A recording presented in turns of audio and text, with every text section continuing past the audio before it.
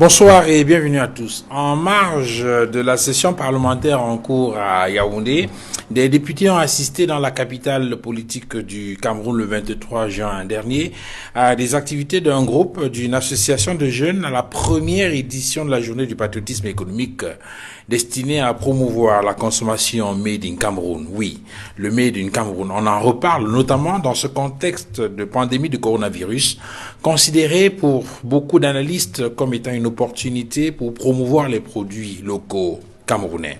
Mais alors, comment s'y prendre? En quoi le patriotisme économique peut-il être un important levier de développement économique dans notre pays? Pourquoi le riz de la seimerie à Yagua est moins sollicité sur le marché camerounais que le riz thaïlandais asiatique? Est-ce que le patriotisme économique aurait pu réellement faire décoller une structure comme Camerco? Le patriotisme économique n'est-il finalement qu'une simple vue de l'esprit? Sinon, comment y parvenir? Toutes ces questions et bien d'autres constitueront la toile de fond de cette émission 237 débat. Merci, madame, monsieur, de nous recevoir chez vous.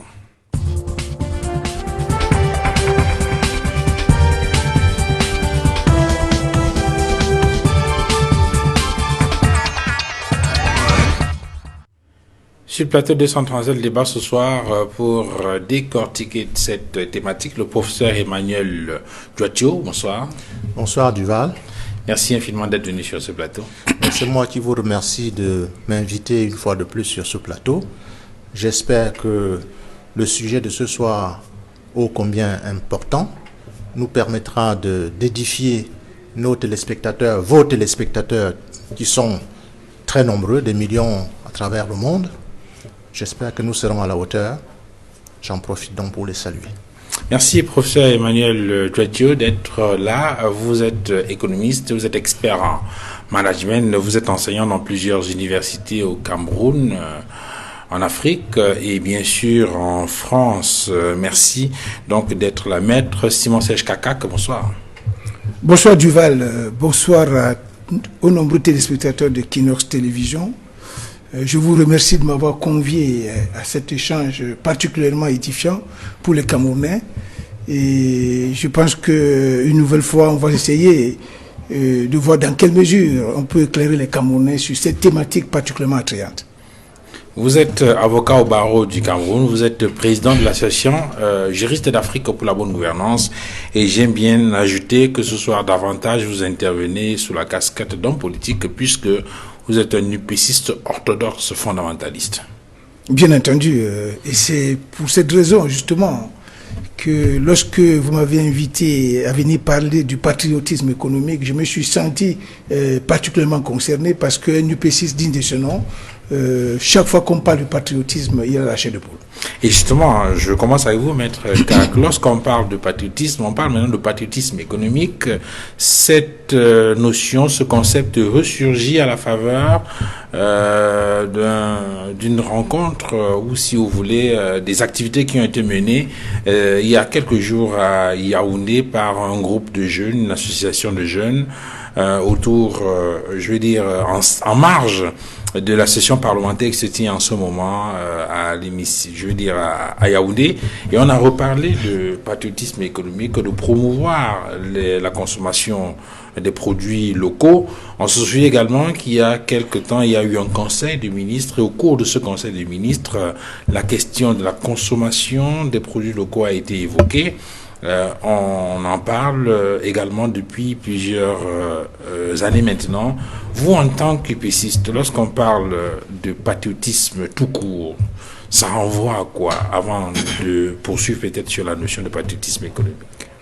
Vous savez, si vous avez bien lu les statuts de l'Union des populations du Cameroun tels que rédigés le 10 avril 1948, vous allez vous rendre compte que le troisième objectif que l'UPCST a signé, c'était l'élévation du standard de vie des Camerounais après la réalisation de la réunification et de l'indépendance du Cameroun. Lorsqu'on parle de l'élévation du standard de vie des Camerounais, cela veut dire qu'on fait preuve d'un grand amour pour sa patrie. Les UPCistes, orthodoxes fondamentalistes, à la suite des pères fondateurs de l'UPC, avait un seul objectif, servir les Camerounais. C'était l'objectif à long terme. Servir les Camerounais, contribuer au bien-être des Camerounais, cela veut dire aimer sa patrie. Donc lorsque vous parlez de patriotisme, un UPC digne de ce nom se sent particulièrement concerné. Parce que nous avons le sentiment et même la conviction, lorsque nous regardons ce qui se passe aujourd'hui, que ce pays a des problèmes parce que dans notre système de gouvernance, ou alors ceux qui pilotent ce système de gouvernance ne sont pas des vrais patriotes. Le vrai problème du Cameroun, c'est un déficit de patriotisme. Si les Camerounais qui ont le privilège de présider au destin de ce pays faisaient preuve de patriotisme, ça veut dire d'amour pour la patrie, ce pays serait parmi les plus développés du monde. Alors, professeur Emmanuel Dioatio, on a beaucoup parlé de patriotisme il y a quelque temps, à la faveur d'un certain nombre d'événements sur le territoire national, mais aujourd'hui, on essaie de circonscrire la thématique au patriotisme économique. Lorsqu'on parle de patriotisme économique, de votre point de vue, ça doit renvoyer à quoi? Qu'est-ce qu'il faut mettre? Quel est le contenu qu'il faut donner à ce concept? Alors, l'UPCiste Maître Kakap vient de donner une définition du patriotisme, qui est une façon de concevoir ce qu'on apporte à son pays. Le patriotisme économique est fondé, bien entendu, sur les moyens de production qu'un État développe pour permettre à ses citoyens de vivre le bien-être. Et donc, le patriotisme économique est une conception qui n'est pas récente d'ailleurs. Elle date du XVIe, XVIIe siècle, où des gens avaient déjà pensé qu'un État devait développer les moyens de production, en être le détenteur, pour conquérir le monde et donner le bien-être à ses populations. Donc quand on parle du patriotisme économique, on parle, n'est-ce pas, d'une volonté d'un État qui développe les moyens de production, c'est-à-dire création d'entreprises, développement des moyens, soit par les lois, où on va permettre aux individus non plus de penser seulement à eux, mais de penser à la collectivité. Car vous ne pouvez pas développer le bien-être des populations, de vos populations, si vous ne mettez pas en avant la collectivité. Et donc, un État conquérant, un État industriel, un État qui fonde son développement dans le développement des moyens industriels, en finançant ou en créant les conditions d'un développement industriel susceptible de profiter à ces populations. C'est ça, le patriotisme économique. Alors, très souvent, lorsqu'on parle de patriotisme économique, certains font une extension en parlant d'intelligence, économique. Alors, l'intelligence économique, c'est quoi? C'est la collecte d'informations pour alimenter, n'est-ce pas, la prise de décision par les managers. Je vous rappelle que le concept d'intelligence économique est un concept très récent, puisque il est développé par Henry Marx. C'est un concept qui naît avec la fin du monde en deux blocs, où on développe, n'est-ce pas, la notion d'intelligence économique. L'intelligence économique devient un outil de management, alors que pendant longtemps, on avait parlé d'espionnage économique. Donc l'intelligence économique, c'est une façon propre, managériale, de dire qu'on va aller chercher des informations à travers le monde et puis venir chez soi, utiliser ces informations pour créer des industries. Donc l'intelligence économique et le patriotisme économique vont de pair, car vous ne pouvez pas créer des entreprises si vous n'êtes pas au courant de ce qui se passe ailleurs. Il faut déjà être au courant de ce qui se passe ailleurs, donc aller collecter l'information, faire comme a l'habitude de dire mon collègue Charlie Gabriel Mbok, voler le feu. Eh bien, pour voler le feu, il faut aller voir ce que les autres font ailleurs, prendre, n'est-ce pas, ce qu'il y a de bon, et venir le faire chez soi. Et on va voir très bien que beaucoup de pays, notamment les pays de l'Asie, l'Asie de façon globale et l'Asie du Sud-Est ont développé cette façon de faire il y a longtemps. Le Japon, avec notamment au lendemain de la révolution Meiji, la Chine et beaucoup d'autres pays ont dû envoyer de nombreux étudiants à l'étranger qui sont formés et qui sont donc revenus sur leur territoire et ont donc apporté ce feu dont vous parliez tout à l'heure et qui a permis effectivement à ces États donc d'éclairer le reste de la société et de pouvoir développer une industrie et une économie beaucoup plus conquérantes. Oui, vous constaterez d'ailleurs que les Asiatiques globalement marchent beaucoup avec leurs appareils photo. C'est vrai que depuis que le téléphone Android a envahi le monde, tout le monde a un appareil photo. Mais tout le monde ne l'utilise pas comme les Asiatiques. Chez nous, nous utilisons les appareils photo pour nous filmer. Pour filmer nos voyages à la plage, dans les belles rues parisiennes. Mais ce n'est pas ce qui intéresse les Asiatiques.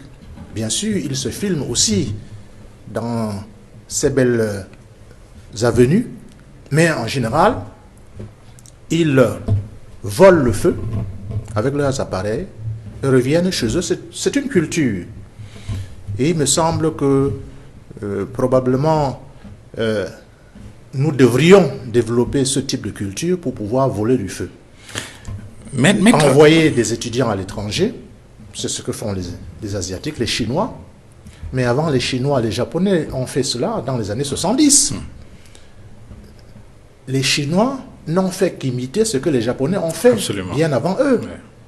Et aujourd'hui, les Chinois étant devenus ce qu'ils sont, d'autres Asiatiques sont en train d'imiter ce qu'ont fait les Chinois. Parce qu'en réalité, il ne sert à rien d'inventer un monde qui existe déjà. Ce qu'on nous demande, c'est d'aller voler ce qui existe. D'où l'expression, n'est-ce pas, de Charlie Gabriel Mbok, voler du feu. Mais Maître Simon Serge Kakak, ce patriotisme économique, est-ce que vous avez parlé tout à l'heure de l'UPC, des fondements de l'UPC, ce qui caractérisait les UPCistes, du moins les pères fondateurs de l'UPC. L'UPC, c'est quand même 1948. Aujourd'hui, ça fait quand même plus d'un demi-siècle. Et on a le sentiment que c'est une préoccupation qui reste d'actualité. Mais alors, sur le modus operandi, est-ce que aujourd'hui, ce patriotisme économique ne s'accommode pas mal de la mondialisation? Oui, tout à fait, Duval. Je vais vous dire quelque chose de très sincère. Vous savez, la notion de patriotisme économique, c'est une parade à la mondialisation et ses deux principaux corollaires. Parce que lorsqu'on parle de mondialisation, il faut que les gens le sachent, il y a deux principales caractéristiques. La première caractéristique, c'est l'interpénétration entre les États. Parce que le monde est devenu un village planétaire. La deuxième caractéristique, c'est le multilatéralisme dans les relations commerciales. Qui fait que, en fait, lorsqu'un pays a des entreprises qui ne sont pas compétitives, l'économie de ce pays est totalement extravertie. Et à la longue, cette économie finira par être absorbée par les économies plus compétitives. C'est pour ça justement que le patriotisme économique a été développé dans beaucoup d'États. Lorsqu'on prend notre pays, qu'on appelle le Cameroun, c'est une très très vieille notion. Parce qu'au lendemain de notre accession à la souveraineté internationale, le président Ahidjo a mis en place une politique qui allait dans ce sens. L'une de ses premières décisions, c'était l'abolition de ce qu'on appelait à l'époque le principe de l'exclusif, qui était un principe rattaché à la colonisation, en vertu duquel le patrimoine économique d'une colonie était la propriété de sa mère patrie. Il a adopté une politique qui allait dans le sens de l'abolition de ce principe de l'exclusif. Et c'est pour ça, justement, que dans la foulée, dans les années 63-64, il a décidé de créer des hommes d'affaires nationaux, qu'on avait appelés à l'époque les champions des affaires, les champions camerounais des affaires, avec le ministre Kamga Victor et le secrétaire d'État aux finances de l'époque, l'UPCiste Augustin Frédéric Kodok, qui ont décidé de créer des hommes d'affaires au Cameroun pour contrer la domination ou l'hégémonie occidentale qui gangrénait notre économie. Parce que ces deux membres du gouvernement avaient fait un constat. Ils ont constaté que, par exemple, le secteur névralgique de l'import-export était totalement contrôlé par les Grecs, les Hollandais et les Français. Il n'y avait pas de Camerounais dans ce secteur, qui est l'un des secteurs les plus stratégiques de l'économie d'une nation.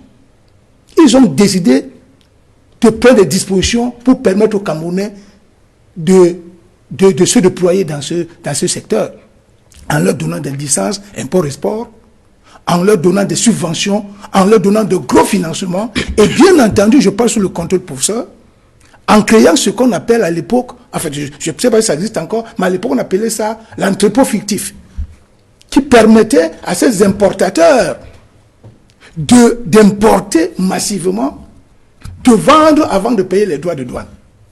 Ça, c'était des stratagèmes. Dans des sortes d'acomptes qu'on les Oui, tout à fait. Ça, c'était une politique de patriotisme économique que le président Ahidjo était en train d'implémenter. Et cette politique a connu son paroxysme en 1965, quand il a décidé de lancer ce qu'il avait appelé à l'époque le libéralisme planifié, qui avait un corollaire qu'on appelait le développement autocentré. Je passe sous le contrôle du professeur. En quoi consistait, il faut que les gens comprennent, en quoi consistait le développement autocentré, le libéralisme planifié du président Ahidjo.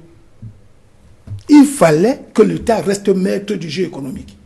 C'est l'État qui définissait des secteurs qu'on réservait aux nationaux, exclusivement aux nationaux. Donc on choisissait des secteurs stratégiques de l'économie qu'on réservait aux nationaux. Et l'État accompagnait ces nationaux. Et là où les nationaux étaient défaillants, l'État se substitue à eux pour prendre le relais. C'est comme ça qu'on se met à créer beaucoup d'entreprises d'État qui étaient des sociétés à 100% camerounaises du point de vue de leur capital. C'est pas, tu comprends. Bon, maintenant, cela a évolué. Ce qu'il appelait, par exemple, le développement autocentré, c'était quoi? C'était en fait cette politique économique qui consistait à développer un pays en ne comptant que sur ses propres forces. C'est-à-dire dépendant très peu de l'extérieur. Cette politique a été battue en brèche en 1987. Je n'ai pas la prétention de vous la prendre du voile. Avec le libéralisme communautaire. Le libéralisme communautaire qui est en fait la politique économique du président Paul Biya. C'est pour ça que beaucoup d'experts avaient fait un lien entre les RDPC et le libéralisme communautaire. Donc, lorsqu'on a publié les... Justement, pour revenir sur ce, si on peut parler du lien. Lorsqu'on regarde la terminologie, lorsqu'on parle de libéralisme planifié, le sentiment qu'on a, c'est qu'on est dans une situation d'hybridisme en termes de système économique, où on a une sorte de libéralisme qui fait penser au capitalisme occidental et une sorte de communisme, sinon, je veux dire quoi, ou pour ne pas parler de marxisme ou de léninisme. Est-ce que le président Ahidjo, en mettant en place ce concept, selon les explications que vous donnez, n'était pas en réalité dans une sorte de consolidation, de confirmation de ce qu'on appelait à l'époque le non-alignement? Oui, justement, c'était une politique qui relevait du non-alignement. Donc il faisait le juste milieu. Il prenait un peu dans le capitalisme, il prenait un peu dans le socialisme, en fait. Mais en réalité, ce qui était important ici, c'est que l'État... La promotion des champions nationaux. Oui, la promotion des champions nationaux. Et l'État restait maître du jeu. C'est pour ça qu'il y avait beaucoup d'interventionnisme. C'était une politique essentiellement interventionniste et nationaliste. Alors que dans le libéralisme communautaire, allez lire le livre du président Biya pour le libéral communautaire. Vous allez voir que les 3 piliers de sa politique économique, c'était la liberté d'entreprendre. Donc il y a le libéralisme. Oui. La liberté d'entreprendre qui était reconnue au privé. Maintenant, il y avait la fonction régulatrice de l'État. L'État régulait, l'État n'était plus interventionniste. L'État se désengageait. Et il y avait maintenant un 3e pilier. C'était, j'allais dire, le devoir de solidarité. Parce que nous sommes les Africains. Oui. Parce que cette solidarité africaine ressort. C'est pour ça qu'on parle de libéralisme communautaire. Mais vous constatez qu'à partir du moment où l'État commence à se désengager du secteur productif de l'économie, par exemple, ça veut dire qu'on laisse la possibilité maintenant aux grandes firmes internationales, aux grandes multinationales de nous envahir. Vous constatez que cela donne un coup fatal. Cela porte un coup fatal au protectionnisme ou alors au libéralisme ou alors, c'est pas moi, ce qu'on appelait tout à l'heure le patriotisme économique. Donc c'est pour dire ceci, qu'effectivement, pour qu'on développe un pays, il faut développer le patriotisme économique. Le patriotisme économique, pour compléter ce que le professeur disait tout à l'heure, a des caractéristiques. Ça veut dire quoi? Ça veut dire que nous notons une implication de tous les acteurs, à commencer par l'État, les collectivités territoriales décentralisées, les entreprises, les consommateurs. Tout le monde se met dans la logique de favoriser la production nationale, mais dans une posture de compétitivité. Parce que si vous produisez, alors que vous n'êtes pas compétitif, convenez avec moi que vos produits ne vont pas pouvoir faire échec, j'allais dire, à l'invasion de produits étrangers. Alors, et maintenant, pour finir, il se passe tout simplement que dans nos pays, effectivement, je pense que ces dernières années, lorsque vous avez lu par exemple le document, le DSE par exemple, on est revenu dans certaines formules qui permettaient déjà au Cameroun de promouvoir ce protectionnisme, c'est pas moi, comment on appelait ça tout à l'heure, ce patriotisme économique. Avec des notions comme, ils ont créé une structure qu'on appelle le bureau de mise à niveau des entreprises. C'était pour booster la compétitivité de nos entreprises. Ils ont créé notamment avec l'entrée en vigueur des accords de partenariat économique. Là, c'était dans la perspective des APE. Mais ils se sont rendus compte que si on conclut ces APE, alors que nos entreprises ne sont pas compétitives, ça sera une marasme pour notre économie. Parce que nos entreprises vont se faire absorber par les multinationales qui vont envahir notre pays. Et naturellement, les produits venus de l'extérieur vont envahir notre marché.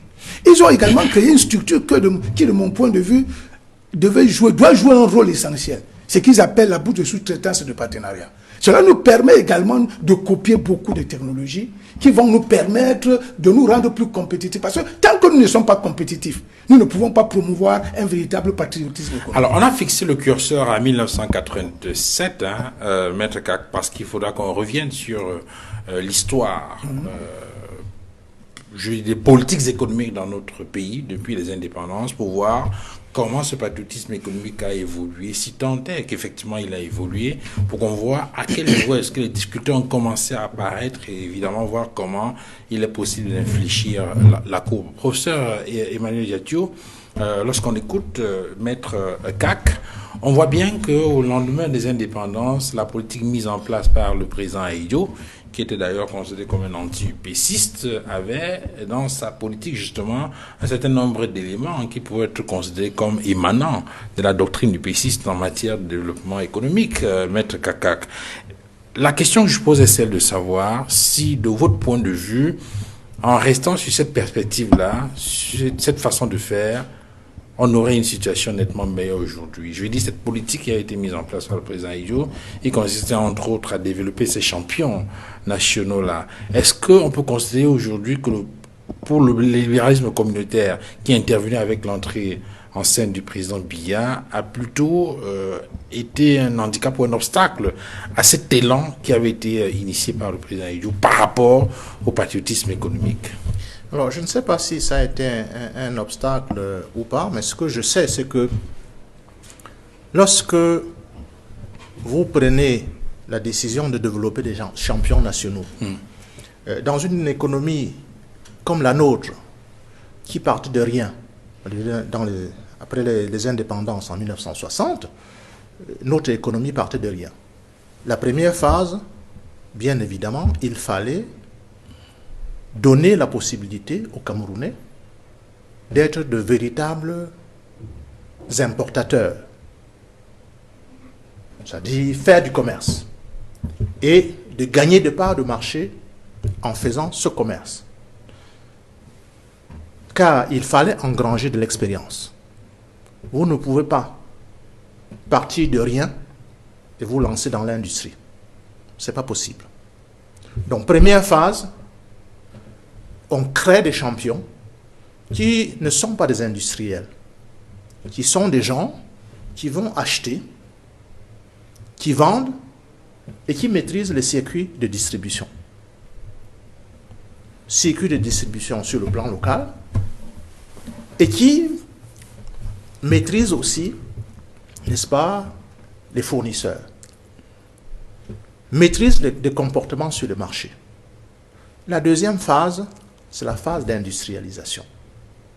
C'est-à-dire qu'il aurait fallu, après qu'on ait fait de ces gens de véritables hommes d'affaires en termes d'échanges commerciaux, de faire d'eux de véritables industriels.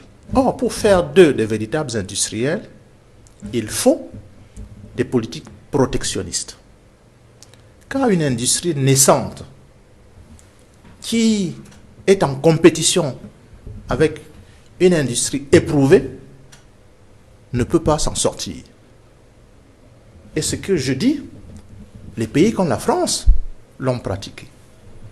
Lorsque, dans les différentes phases du patriotisme économique qu'a connu ce pays, la France, vous avez la phase qu'on qualifie de mercantiliste, où il faut développer les industries, mais au départ, il faut d'abord vendre, et puis après, développer les industries. L'État doit permettre, par des lois et règlements, créer des cadres suffisamment protecteurs pour que les industries naissantes ne soient pas en concurrence avec les industries des pays qui sont déjà fortement implantés. Et donc, c'est ce qui s'est passé. Il y a eu une période de protectionnisme. La Chine l'a fait. La Chine s'est enfermée pendant des années. Et cet enfermement de la Chine au reste du monde a permis à la Chine d'abord de créer un marché intérieur et puis après de s'attaquer au marché extérieur. Donc, il aurait fallu que nous aussi, après avoir donné la possibilité à nos hommes d'affaires de comprendre ce qu'est le marché, de les transformer en industriels. Et c'est cette étape-là qu'on n'a pas réussi. Et c'est cette étape qu'on n'a pas réussi. Et je dirais que, d'ailleurs, le président Aïjo, dont on signalait tout à l'heure, a été à l'origine de nombreuses entreprises d'État qui, à partir des années 90, ont fermé. C'est celles qu'on a appelées les éléphants blancs, dans le cadre de ce qu'on a appelé les plans d'ajustement structurel. Donc, la plupart de ces entreprises ont fermé, ou alors ont été achetées, cette fois-ci par les étrangers. Du coup, nous n'avons plus, parce qu'on aurait pu s'appuyer sur ces entreprises-là pour créer des champions nationaux. Mais le programme d'ajustement structurel est cet ensemble de mesures proposées par les bailleurs de fonds internationaux pour faire face à la crise économique. Nous ne sommes pas obligés de suivre bêtement les directives, n'est-ce pas, des organisations de Bretton Woods. Et même, nous savons que ces organisations de Bretton Woods, chez nous, n'ont pas appliqué la doctrine de la Banque mondiale. La Banque mondiale, le Fonds monétaire international ont une doctrine. Elle est claire. Lorsque vous privatisez un secteur monopolistique d'État, si vous voulez qu'il améliore les conditions de vie des citoyens, il faut créer la concurrence. Mais lorsque vous privatisez un secteur monopolistique d'État pour un secteur monopolistique privé, vous ne créez pas le bien-être des populations. Vous créez une rente pour le privé qui devient propriétaire. Nous avons l'expérience chez nous. Regardez, si je prends le domaine de l'eau, de l'électricité, pardon, où il y a eu une privatisation. Mais avant cette privatisation, dans les années 70, 80, à Douala, on ne connaissait pas les coupures d'électricité. Mais sauf qu'avec la privatisation, les entreprises privées, et notamment les fonds de pension américains avec ARS, et puis après les fonds de pension anglais, sont venus tout simplement faire de la spéculation financière, n'ont pas investi. Or, il aurait fallu créer de la concurrence. Regardez dans le domaine de la téléphonie. C'est vrai que les prix de la téléphonie restent très élevés chez nous par rapport à ce qu'on constate en Occident. Mais reconnaissons quand même que la concurrence dans ce secteur permet de faire baisser les prix de façon régulière. Mais professeur, avant de la parole à Maître Kak, qu'est-ce que vous voulez conclure exactement? Que le problème au moment de la crise économique a été le mauvais choix, la mauvaise décision d'aller au FMI, nous avons mal négocié. Ou bien on s'est retrouvé avec des entreprises qui n'étaient pas suffisamment fortes pour résister au marasme économique. Non, nous avons mal négocié. Nous avons mal négocié avec ces organismes et nous avons accepté comme les paroles bibliques ce qu'ils nous ont proposé. Il me semble que nous aurions dû faire autrement. En tout cas, je vous donne la parole tout à l'heure pour expliquer ça, parce qu'effectivement, il y a beaucoup qui estiment que la privatisation a été malmenée. On aurait pu faire jouer justement cette doctrine de patriotisme économique dans les privatisations pour bien entendu. Alors, juste avant de vous donner la parole, je reviens un peu. Je prends l'exemple de la France. Les privatisations Balladur, 1986-88. Sachez que avant 86-88, la plupart des grandes entreprises françaises qui sont privées aujourd'hui sont dans le domaine public. Ce sont des entreprises appartenant à l'État.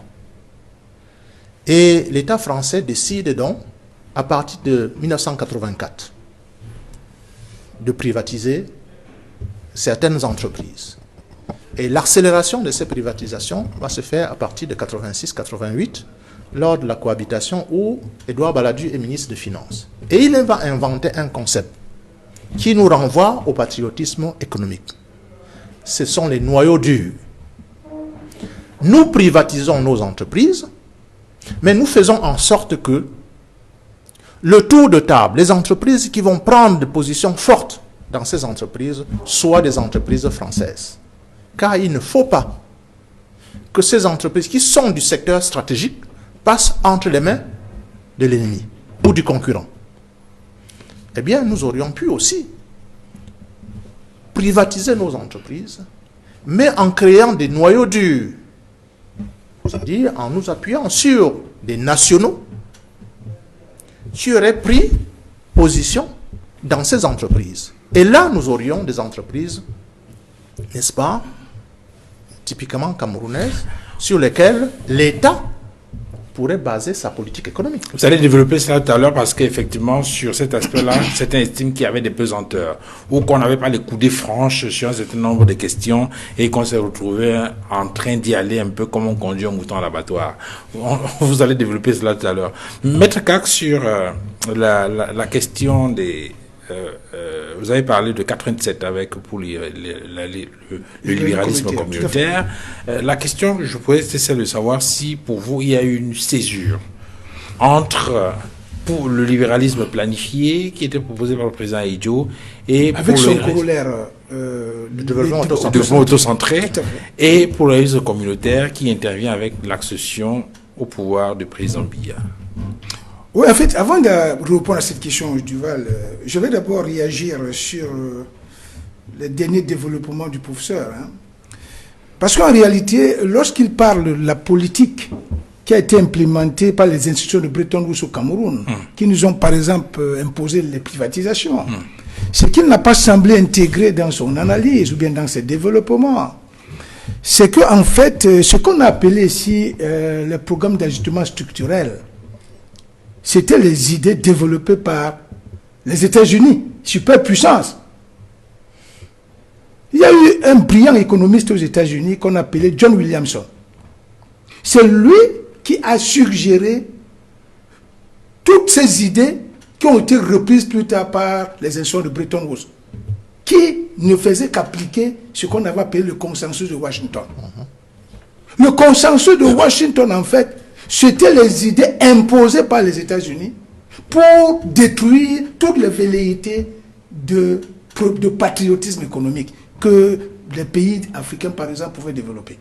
Donc, en fait, lorsque nous nous engageons dans ces opérations, nous n'avions pas de coup de frein. Nous étions totalement en situation d'impuissance. Et vous savez que les rapports entre les États, vous le savez tous, c'est des rapports de force. Quand ces Occidentaux viennent ici, ils utilisent ces instruments de néocolonialisme qu'on appelle par exemple les instruments de Bretton Woods pour nous imposer une nouvelle colonisation. Donc l'objectif effectivement c'était la destruction du patriotisme économique qu'on pouvait développer. C'est par là que je voulais commencer. Maintenant je reviens sur votre question pour vous faire observer que... Mais maître, avant de continuer sur cet aspect-là, sur le programme d'ajustement structurel proposé par les institutions financières internationales au moment de la crise, lorsqu'on regarde sans arrière-pensée, le sentiment qu'on a, c'est que c'était la meilleure option qui s'offrait aux États pour faire face à ce marasme économique. Ils avaient remarqué, en faisant une sorte d'audit, que les charges de l'État étaient très importantes. Et que effectivement les charges étaient importantes parce qu'il y avait un certain nombre de structures, d'entreprises étatiques qui ne produisaient pas beaucoup, mais qui dépensaient énormément et qu'il fallait effectivement placer ça sous le régime de la privatisation. Entre autres éléments, sans oublier bien évidemment les questions des, comment on appelait ça, les départs volontaires, et tout ce qu'on a imaginé en termes de réduction des effectifs dans ces entreprises-là. Non, en fait, tu vois, ce que je peux vous dire de manière péremptoire, c'est que c'était des discours en trompe-l'œil. Il n'y avait pas de sincérité dans ces discours. Parce que ces gens qui venaient nous imposer ces mesures concoctées dans les bureaux de Washington et qui venaient nous imposer ici, savaient pertinemment que ces mesures... Est-ce que ces entreprises nationales, est-ce qu'elles fonctionnaient de façon optimale? Non, lorsque vous voyez, je vous donne seulement, tout à l'heure le professeur a pris l'exemple du secteur de l'eau, de l'électricité. Lorsque vous faites le bilan des privatisations de ces deux entreprises, en fait, je parle de la SNEL, je parle de la SNEC, vous avez le sentiment que ce bilan est positif? Oui, ben, vous parlez du bilan. Non, nous sommes allés de mal en pire. Non, en fait, l'objectif, ce n'était pas de permettre aux Camerounais d'avoir de l'eau potable. L'objectif, ce n'était pas de permettre aux Camerounais d'avoir l'électricité en permanence. Non, ce n'était pas l'objectif. L'objectif de ces gens, c'était de venir faire main basse sur nos entreprises. La preuve est qu'une société comme la SONEL a été rachetée par une société qui était en cessation de paiement aux États-Unis. Un Sirocco qui est venu racheter la SONEL, c'est à vil prix, à 23 millions de CFA. 23 milliards de et qui n'avait pas une expérience dans le secteur. Non, ils pouvaient même avoir l'expérience. À ce moment précis, cette société était en déconfiture économique aux États-Unis. Cette société en cessation de paiement. Pour ceux qui connaissent ce qu'on appelle le droit, on appelle ça le droit des entreprises en difficulté. Vous allez vous rendre compte que quand on dit qu'une société est en cessation de paiement, ça veut dire qu'elle est en train d'aller en faillite. Il a fallu donc que cette société réussisse à racheter notre SONEL national pour se refaire une santé. Mais ça veut dire qu'il y a un problème de casting au niveau des... Non, c'est pas un problème de casting. Mais maître, est-ce qu'on aurait pu... Je veux dire, comment on aurait pu faire jouer le concept, la doctrine de patriotisme économique au cours de ces années-là pour faire... Si nous étions restés... Pour éviter des situations catastrophiques avec les privatisations. Si nous étions restés dans la posture du président Ahidjo, j'ai le sentiment que nous ne serions même pas allés à Bretton Woods. Vous comprenez? Je vais vous donner un exemple. Tout à l'heure, le professeur a essayé d'esquisser les velléités industrialistes du président Ahidjo.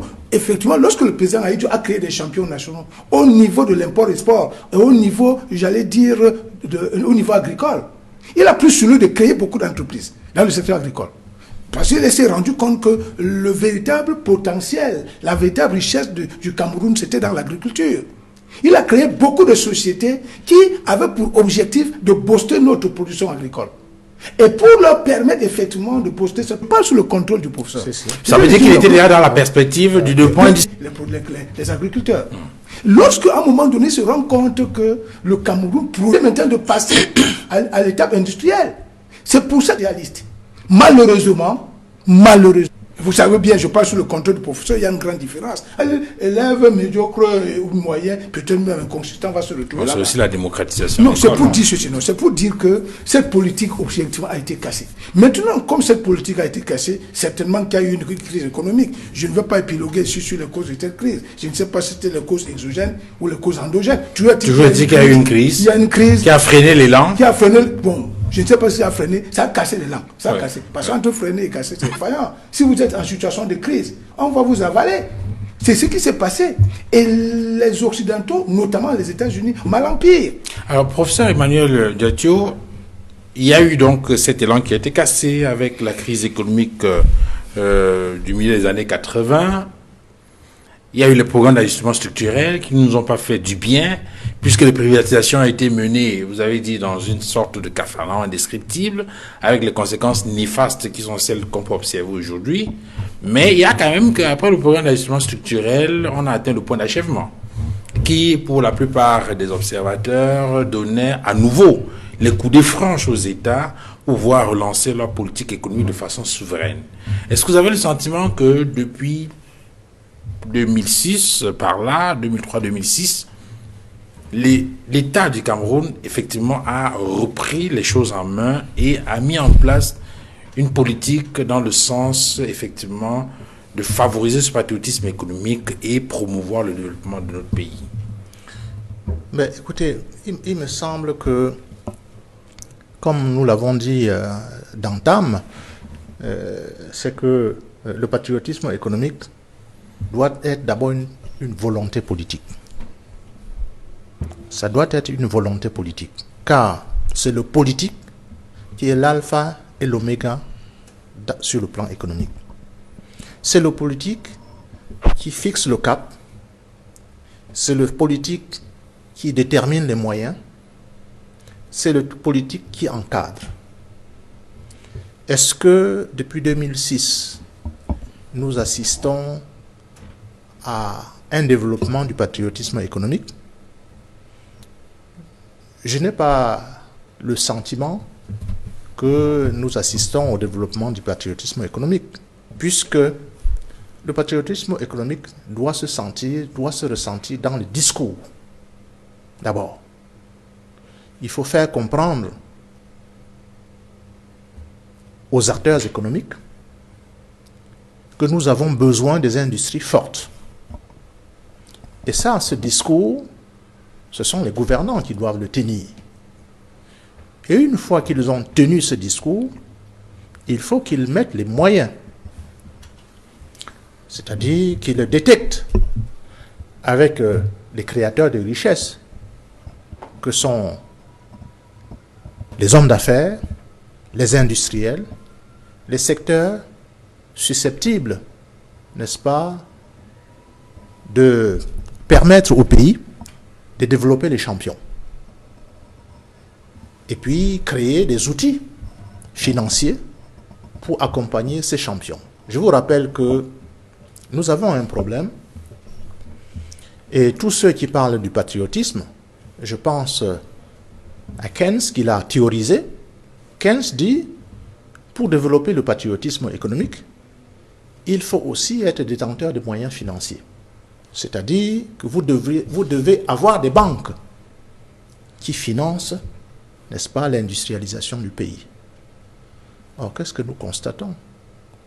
C'est que sur les 13 ou 14 banques que nous avons, la plupart sont étrangères. Or, Keynes dit que si vos banques sont essentiellement étrangères, vous aurez du mal à développer le patriotisme économique. Je vous rappelle que l'unique banque qui est systémique au Cameroun, c'est une banque détenue par les locaux. Pour ne pas la citer, il s'agit de Afriland First. C'est la seule banque systémique. Alors, qu'est-ce qu'une banque systémique, me direz-vous? Une banque systémique est une banque dont l'implication dans le système économique local est telle que si la banque a des difficultés, l'économie locale va connaître des difficultés. Or, il se trouve que la seule banque systémique en Afrique centrale, c'est Afriland First Bank. Pourquoi? Mais parce que c'est la seule qui accepte de prendre le risque et de financer véritablement l'économie. Ce qui veut dire que nous avons encore un chemin, un grand chemin à faire si nous voulons développer le patriotisme économique. Je vous ai dit, on a 13 ou 14 banques. Dans les 13 ou 14 banques, les autres sont des banques étrangères. Et vous savez, lorsqu'on investit dans l'industrie, le retour sur investissement, c'est 15 ans. Ce n'est pas 2 ans, ce n'est pas 3 ans. Or, il se trouve que la plupart des banques étrangères financent la consommation. Elles ne financent pas les investissements. Or, pour développer le patriotisme économique, il faut l'industrialisation. Et qui dit industrialisation, dit moyens financiers, dit volonté politique, dit détection, n'est-ce pas, des hommes d'affaires capables d'accompagner l'État, parce qu'il s'agit d'un binôme, l'État et les particuliers investisseurs, hommes d'affaires, parce qu'ici, nous, on ne demande pas à l'État d'être propriétaire, on demande à l'État d'accompagner.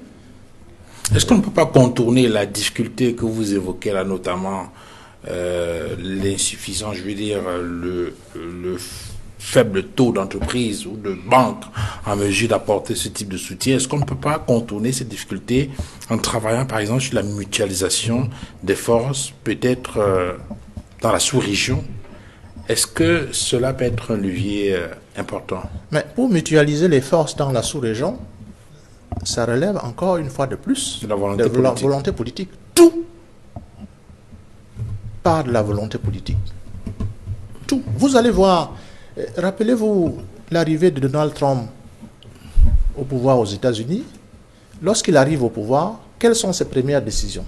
Il somme les grandes entreprises américaines qui sont en situation de délocalisation de revenir investir aux États-Unis. Sinon, il y aura des sanctions. N'est-ce pas? Eh bien, cette décision du président américain participe, n'est-ce pas, du patriotisme économique. Nous sommes dans un pays dit libéral. Normalement, le président Trump n'aurait jamais dû tenir ce type de discours puisque l'Amérique est présentée comme le pays le plus libéral. Non. Lorsque les intérêts américains sont en jeu, on revient au patriotisme économique. On l'a bien vu et vous le signalez très bien. Il y a 1000 exemples, professeur Emmanuel Diatur. On se souvient en 2004, par exemple, en France, lorsque la société Ascom est en difficulté et que le groupe Siemens allemand est sur le point de racheter cette structure, on voit bien que l'État français se mobilise. Je me souviens, Nicolas Sarkozy doit être ministre des Finances, et on voit bien que l'État français décide de voler au secours Ascom au point d'introduire jusqu'à pratiquement 20% pour capitaliser cette structure et permettre que Ascom puisse effectivement obtenir une bouffée d'oxygène qui lui permette de se relancer sur le marché des télécommunications en Europe. C'est effectivement la preuve qu'on peut bien voir l'État intervenir, même dans un système libéral, même si certains parlent d'interventionnisme circonstanciel. Bon, c'est un autre débat qu'il va peut-être falloir développer. Maître Simon Serge Kakak, pour revenir sur les cas pratiques, certains soutiennent que le Covid-19 dans notre pays doit être une opportunité pour développer le patriotisme économique et et promouvoir la consommation des produits locaux, nationaux. Bon, Duval, avant de répondre à cette question, le professeur a dit beaucoup de choses intéressantes sur lesquelles j'aimerais revenir pour enrichir, pas pour infirmer. En fait, ce que je veux dire, je suis totalement d'avis avec lui que pour promouvoir un véritable patriotisme économique, c'est l'État qui doit jouer un rôle de premier plan. Vous comprenez? C'est la première chose. La deuxième chose, effectivement, les banques doivent jouer également un rôle de premier plan. Beaucoup de gens ne savent pas, par exemple, qu'au lendemain de nos indépendances, entre guillemets, parce que nous, les UPCistes, vous connaissez notre position par rapport aux indépendances. Nous disons qu'au lendemain de ces indépendances, toutes les banques françaises qui venaient s'installer ici avaient deux objectifs. Le premier objectif, c'était d'encadrer et d'accompagner les investisseurs français qui venaient au Cameroun. Le deuxième objectif, c'était d'aider ces investisseurs français à rapatrier leurs fonds. Cela veut dire quoi en d'autres termes? Cela veut dire que ces groupes bancaires français ne sont jamais venus ici pour accompagner le développement du Cameroun. Ce n'est pas ça qui les intéresse. Donc pour développer le Cameroun, il faut que notre gouvernement prenne, ça fait saisir le taureau par les cornes. Et d'ailleurs, le président Aïdjo l'avait fait. Tout à l'heure, lorsque je vous parlais de tout ce qu'il avait entrepris dans le secteur agricole, il avait créé beaucoup de banques pour financer le secteur agricole. Vous avez entendu parler de Banque camerounaise de développement, vous avez entendu parler du FOCAPé, vous avez entendu parler du FONADER, vous avez entendu parler du Crédit Agricole. Toutes ces sociétés, toutes ces banques avaient pour vocation de financer notre secteur agricole. Mais vous allez constater, et cela est totalement paradoxal, qu'au jour d'aujourd'hui, aucune de ces banques n'existe. Il y a quelques années, je crois il y a 5 ou 6 ans, on a créé une banque de PME, mais qui n'a jamais décollé. Donc cela veut simplement dire que le patriotisme économique est pratiquement vu de l'esprit au Cameroun tant qu'il n'y a pas de banque. Personne d'autre ne viendra financer, j'allais dire, les investisseurs ou alors les opérateurs économiques camerounais. Maintenant, pour revenir... Notamment l'industrialisation. L'industrialisation. Maintenant, il y a un problème qu'il faut noter. Lorsque vous parlez du Covid-19... Avant d'arriver au Covid, pour développer davantage cet aspect-là, oui. Maître Kak, j'ai remarqué que depuis le début de cette émission, lorsqu'on parle des principaux leviers, vous insistez sur l'État, qui doit être l'alpha et l'oméga dans cette opération-là. Non, écoutez, qu'on ne vous raconte pas... Est-ce qu'on ne peut pas, est-ce qu'on a pensé à un moment donné au rôle que doit jouer le Camerounais lui-même? Je vais prendre un exemple, je parle sous votre contrôle, vous allez développer, si jamais on se trompe, je pose la question du citoyen lambda. Lorsqu'on prend par exemple le cas du riz, il y a un riz camerounais qui est produit à la Seimerie, à Yagua. Mais ce riz n'est pas autant sollicité que le riz thaïlandais ou le riz asiatique. Et certains justifient effectivement ce comportement par ce qu'on appelle le complexe. Les Camerounais estiment que ce qui est meilleur, pour la plupart, c'est ce qui vient de l'extérieur. Est-ce que ça aussi, il faut mettre sur le compte de l'État? Non, écoutez, vous savez, je suis entièrement d'accord avec le professeur, c'est l'État. Tout ce que nous développons ici sur le patriotisme économique relève de la volonté de l'État. Si la volonté de l'État est de promouvoir ce patriotisme économique, les choses vont aller dans le bon sens, même au niveau des consommateurs. Vous comprenez? Première chose. Deuxième chose que je voulais développer, c'est que, en fait, l'État est au centre du jeu économique. Et l'État peut intervenir de manière directe. On parle d'interventionnisme. L'État peut intervenir comme régulateur. L'État peut intervenir comme accompagnateur. Accompagnateur veut dire que vous laissez les privés, j'allais dire se déployer, mais vous les soutenez. Lorsque vous voyez par exemple le secteur économique camerounais qui est dominé, posez-vous la question de savoir ce que l'État fait pour ces deux secteurs. Qu'est-ce que l'État fait pour le secteur informel au Cameroun?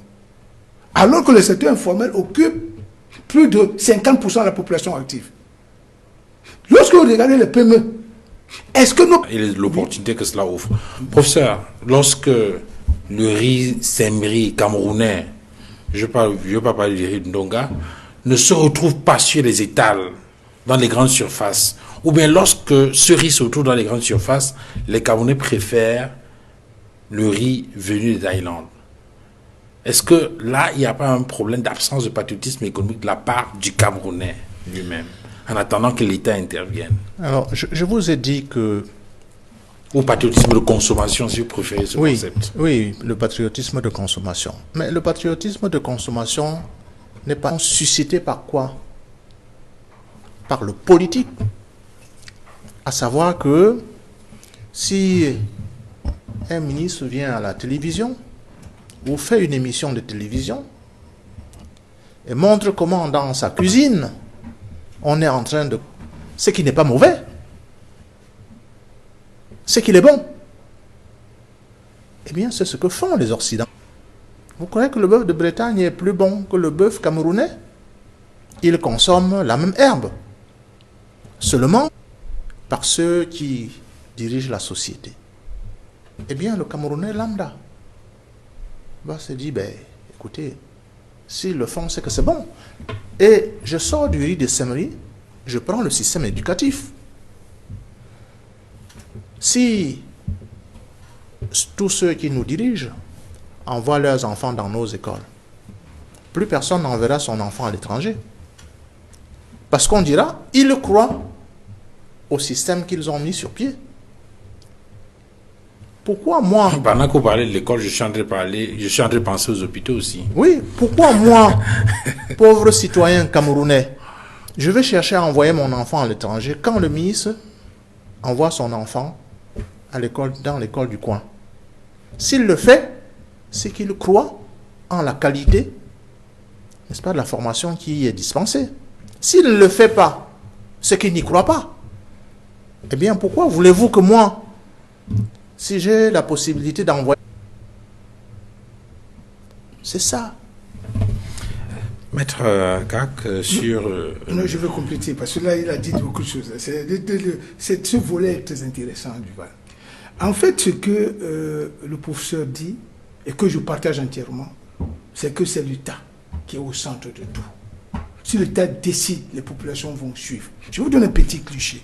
Lorsque vous allez au Gabon, moi j'y vais constamment, vous allez vous rendre compte que le président Bongo, je parle d'Ali Bongo, a pris 2 décisions importantes qui ont changé beaucoup de choses au Gabon. Il a pris une première décision d'interdire l'exportation du bois gabonais sous forme de cru. Cela veut dire quoi en d'autres termes? Ça veut dire que le bois doit être transformé sur place. Première décision. C'est l'interdiction de l'importation des meubles et de la brocante. Cela vous oblige les Gabonais à jeter les meubles au Gabon, fabriqués par le Gabonais au Gabon. Et imaginez ce que cela apporte comme plus-value à l'économie gabonaise. Parce que c'est des secteurs, maintenant, on subventionne ce secteur de la transformation du bois, ça fait que les gens vivent de ces secteurs. Lorsque vous allez à Yaoundé, au quartier, au Lézois, vous pouvez apprécier la qualité du travail fait par nos menuisiers. Ils fabriquent des lits, ils fabriquent des cercueils, ils fabriquent des salons de bonne qualité. Mais ils ne bénéficient d'aucun soutien de l'État. Donc c'est pour vous dire que si le gouvernement décide que désormais, tous les Camerounais, quel que soit le rang social, doivent acheter les meubles fabriqués au Cameroun, cela sera fait. Je vous donne un autre exemple dans le secteur culturel. Il nous arrive parfois d'aller nous distraire. Il y a une image qui m'a toujours sidéré. Vous pouvez entrer dans un milieu de distraction au Cameroun, vous y restez 4 heures de temps, vous ne suivrez jamais 20 morceaux ivoiriens, ou 10 morceaux ivoiriens, 4 vous la prendre. On vous dit, monsieur, vous avez une chaîne, s'il y a une programmation musicale, vous mettez 90% et puis on met 95% de la musique nationale, 5% de la musique étrangère. Parce que lorsque vous mettez les musiques nationales, de faire la mendicité musicale pour vivre. Alors, pour dire que... mais ce que Maître Kakare est en train de dire est très très important. Moi je prends dans le domaine du cinéma, nous qui avons ici des télévisions françaises, mais regardez sur les chaînes françaises, 60% des films passés sont des films français. C'est l'État qui en a décidé. Alors, professeur, et ça a permis de sauver l'industrie cinématographique française. Alors, avant que Maître Kane prenne la parole sur la question que j'ai posée, je vous pose une question en tant qu'un citoyen camerounais. Je veux voir qu'il y a un certain nombre de difficultés. Par exemple, les retards dans la programmation des vols, l'absence d'un confort réel pendant le voyage. Produits étrangers. Oui, là ça rentre dans ce que moi j'appelle le patriotisme de consommation. Je fais une différence entre le patriotisme économique et le patriotisme. Mais sauf que pour ça, c'est juste une parenthèse. Hein. Oui. Ce que vous appelez avec beaucoup d'emphase le patriotisme de consommation n'est qu'un corollaire entre deux produits, l'un étranger et l'autre local. Je dois préférer le produit. Cette compagnie porte atteinte à mes propres obligations. Je peux encore accepter de voyager dans une compagnie dont les sièges sont moins beaux, mais qui est à l'heure, qui est respectueuse, n'est-ce pas, de la clientèle. Je voyage avec elle parce que je me dis que si je lui donne les moyens, elle va améliorer le confort. J'insiste bien. Je dis, si je lui donne les moyens, elle va améliorer le confort. Lorsque j'ai un produit local qui est en concurrence avec un produit étranger, je prends le cas de nos industries qui sont naissantes et dont les coûts de production sont plus élevés que les coûts de production des... Cette entreprise ne pourra pas élever son standard de qualité. Mais si je me rends compte que malgré les moyens que je lui donne, il n'y a pas d'élévation de standard de qualité, à la fin, je vais m'en détourner. Ce qui veut dire que le patriotisme économique ou de consommation privilégie le produit local. L'État doit faire son travail, qui est celui de contrôle, d'arbitre, vérifier la qualité et sanctionner si elle n'y est pas. J'ai quelqu'un qui va me défendre, et c'est l'État. L'État va me défendre, qui fixe le cap. Maître Kak, je reviens à... comme on dit souvent, à quelque chose malheur est bon. Et ce que je trouve de positif dans cette crise sanitaire qui nous victimise depuis près de 3-4 mois, c'est que en réalité, ça a ramené tout le monde sur terre. Parce qu'il y a des gens qui se croyaient super puissants, qui ont compris que vanité de vanité, tout est vanité. Et que personne n'est au-dessus de Dieu. Tout le monde est descendu sur terre. Et on a eu l'impression que c'est les hommes puissants qui sont même les plus visés par cette pandémie. Pourquoi pas? En fait, ceux qui se croient puissants. Ça, c'est la première chose. La deuxième chose maintenant, vous allez noter que c'est la seule maladie où il n'y a pas eu d'évacuation sanitaire. Ça veut dire que quand ça vous prenez au Cameroun, mon ami, vous allez vous débrouiller dans les structures spécialisées qu'on a mises en place ici. Donc, en fait, c'est quelque chose qui doit nous interpeller, dans ce sens que notre classe gouvernante doit comprendre qu'avec cette pandémie, il faut changer, j'allais dire, le paradigme. Comprendre qu'il faut améliorer la qualité des soins dans nos hôpitaux. Il faut améliorer nos plateaux techniques. Vous comprenez très bien Duval. Donc, vu sous cet angle, je pense que le coronavirus va nous aider. Peut nous aider. Améliorer notre environnement médical. Maintenant, est-ce que lorsque vous regardez ce qui se passe dans la gestion de cette crise. Est-ce que vous avez le sentiment que nos gouvernants en ont pris conscience? Je n'en suis pas si sûr. Mais je pense que, au-delà de tout ce qui peut se passer aujourd'hui, tout le monde a compris que cette crise a eu un côté positif.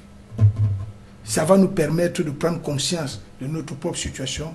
Cela va nous permettre de réfléchir sur notre situation au niveau de la production industrielle, au niveau, j'allais dire, de nos habitudes de consommation. Vous avez vu, là également c'est un point très positif, vous avez vu que beaucoup de gens se sont rabattus sur notre médecine traditionnelle, qui était en réalité la médecine des pauvres.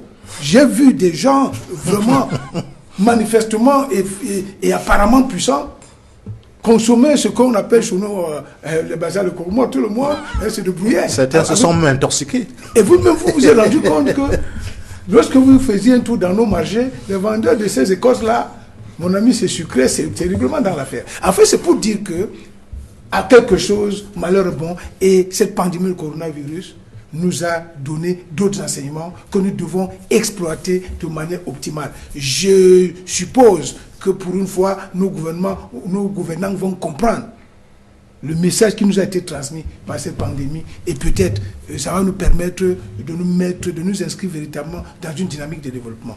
Alors, professeur Emmanuel Duatio, on a bien vu qu'avec cette pandémie du coronavirus, il y a un certain nombre de structures qui peut-être ont eu quelques bouffées d'oxygène. Les entreprises qui produisent les gels hydroalcooliques. On a même vu qu'au niveau de l'industrie textile, il y a eu comme quelque chose qui commençait à bouger. C'est la conséquence de cette conséquence positive, non, de cette pandémie de coronavirus, entre autres. Vous savez, lorsque j'avais 10 ans dans ce pays, je portais du sur-mesure. Je portais du sur-mesure. Je ne connaissais pas la friperie. D'ailleurs, l'État interdisait la friperie. Donc, je portais du sur-mesure. Je suis un enfant qui est né avec le sur-mesure. J'espère que nous allons revenir au sur-mesure. Car parler du patriotisme économique, c'est revenir aussi à cette situation qui faisait que notre industrie textile, SICAM pour ne pas la citer, pouvait trouver un marché local auprès des tailleurs qui nous faisaient du sur-mesure. Et depuis l'ouverture du marché, non pas à la brocante, mais à la friperie, ces tailleurs-là ont fermé. Et pourtant, c'était de véritables, comment dirais-je, viviers pour l'industrialisation, n'est-ce pas, de ce secteur. Donc, le coronavirus peut, moi je dis peut, contrairement à Maître Kaka qui est très optimiste en disant ça va, je dis ça peut. Ça peut si nous prenons conscience de ce que une autre pandémie peut naître. Si nous prenons conscience de ce que, même sans pandémie, les autres peuvent nous interdire l'accès de chez eux. Qu'est-ce que nous faisons? Il faut donc que cette pandémie nous serve de leçon et nous amène à réfléchir sur quel secteur industriel développer, quel savoir-faire avons-nous. Et là, nous avons constaté que nous avions un savoir-faire qui était délaissé. Dans le domaine du médicament, par exemple, nos tradis praticiens, certains ont repris, je ne sais pas, du poids de la bête, ils sont sortis du cimetière. J'espère qu'on va non pas s'arrêter dans le domaine du médicament, mais aller plus loin et voir d'autres secteurs. Nous avons un savoir-faire, notamment dans le textile. Nous avons des gens qui font très bien les costumes. Nous avons des gens qui font très bien les chemises. Je ne comprends pas que dans un pays qui produit du coton, dans un pays qui a SICAM, nous importions, n'est-ce pas, de la friperie. Eh bien, le patriotisme économique, l'industrialisation peut s'opérer dans ces domaines-là où nous avons un savoir-faire. Le savoir-faire existe. Exploitons-le. Alors, peut-être pour sortir de l'émission, on a beaucoup parlé de patriotisme économique. Maître Kak, il y en a certainement qui, en nous regardant ce soir, se disent, est-ce qu'il y a des modèles, est-ce qu'il y a des exemples qui peuvent nous inspirer? Non, ce qui est sûr, les modèles, il y en a, notamment en Occident, il y en a. Bon, il y a des gens qui ont compris qu'il fallait promouvoir leur économie nationale en adoptant des stratégies de protection de l'espace économique. Vous avez parlé, par exemple, tout à l'heure des champions nationaux, soit idiot. Est-ce qu'aujourd'hui, on peut rêver de ça? Est-ce qu'il est possible d'envisager? Oui, tout ça, c'est une question de volonté politique, une fois encore, et de discipline. Hein. Et parce que si la volonté politique oblige les gens à se conformer, à avoir peur, j'allais dire, de l'argent de l'État. Je pense que ça peut changer. Parce qu'à l'époque, lorsque le président Ahidjo et ses ministres Victor Kamga et Augustin Frédéric Kodok avaient pris cette décision, on donnait de l'argent aux gens qui étaient sérieux. Ces gens utilisaient cet argent à eux donner à bon escient. Vous comprenez? Mais aujourd'hui, est-ce qu'avec nos comportements que nous connaissons, si vous filez 1 milliard de francs à un Camerounais aujourd'hui, je ne suis pas sûr qu'il va encore faire l'affaire pour laquelle on leur donne l'argent. Donc en réalité, c'est un problème de discipline. Il faut vraiment que l'État rentre dans ce qu'on appelle la rigueur de la bonne gouvernance. Si on donne de l'argent, qu'on sache pourquoi on a de l'argent. Parce que vous le savez très bien, il y a quelques années, je crois il y a 20 ou 25 ans, l'État a donné de l'argent aux gens, que moi je connaissais à Yaoundé, notamment à travers le crédit agricole, j'en connais, qui ont pris l'argent au crédit agricole, les 2 milliards, les 4 milliards, ils sont allés acheter les voitures, les costumes, vous comprenez? Donc c'est autant de choses qu'il faut corriger. Mais ce que je voulais observer pour sortir, c'est que nous parlons très bien de la promotion du patriotisme économique, mais ne perdons pas quand même de vue que ce patriotisme économique ne peut pas être absolu. Parce que, vous savez, il y a des secteurs qui sont ultra concurrentiels, qui font que les nationaux ne peuvent pas faire l'affaire. Lorsque vous prenez un secteur comme le transport aérien, là, ça me permet de parler de notre Camerco national, avec toutes les péripéties que connaît cette compagnie aujourd'hui. Il faut quand même reconnaître que pour qu'on sorte de l'auberge, l'État sera obligé de transformer cette société en une société d'économie mixte. C'est-à-dire on fait entrer les capitaux privés et on essaye, autant que faire se peut, de confier la gestion aux professionnels du secteur. Parce que là, c'est un secteur qui n'admet pas l'approximation managériale. C'est par là que je chute.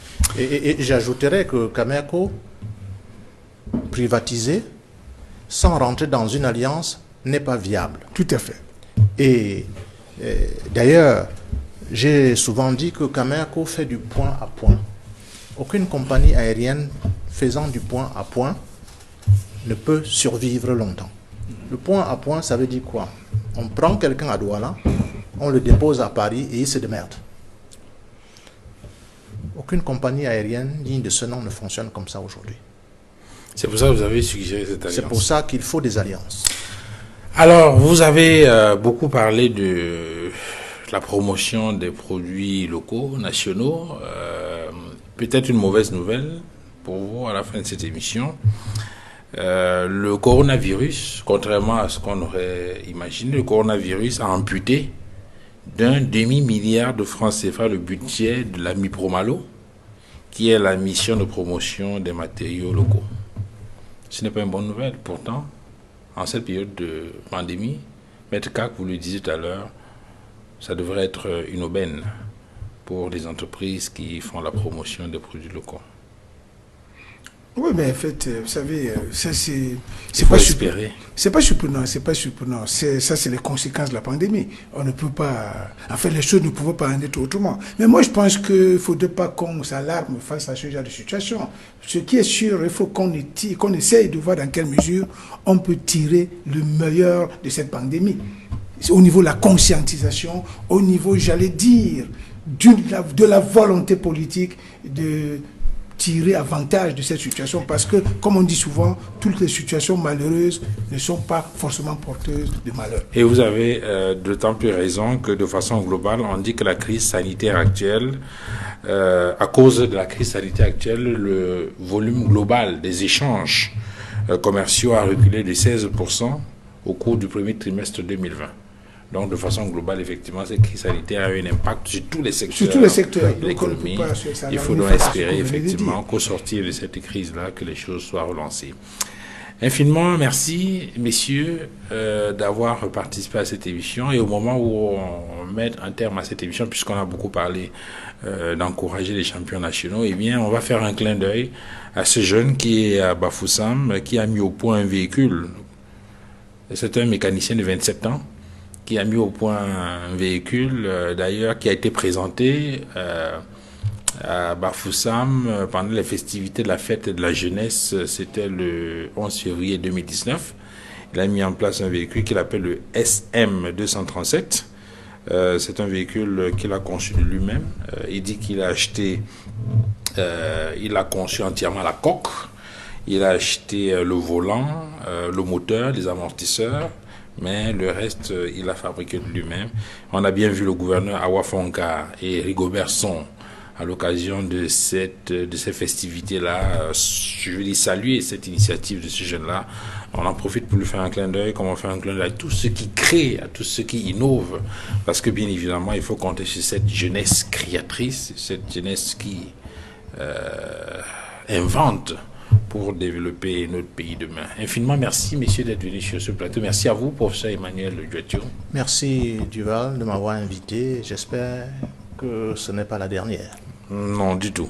Vous êtes économiste et expert en management. Vous êtes enseignant dans plusieurs universités au Cameroun, entre autres IME, l'Université catholique Saint-Jérôme, je crois, et puis au Bénin, au Congo, à Artois, à Lille, en France. Merci d'être venu sur ce plateau. Merci également à vous, maître Simon Serge Kakak, d'être venu. Vous êtes avocat au barreau du Cameroun, vous êtes panafricaniste, j'aime bien préciser cela.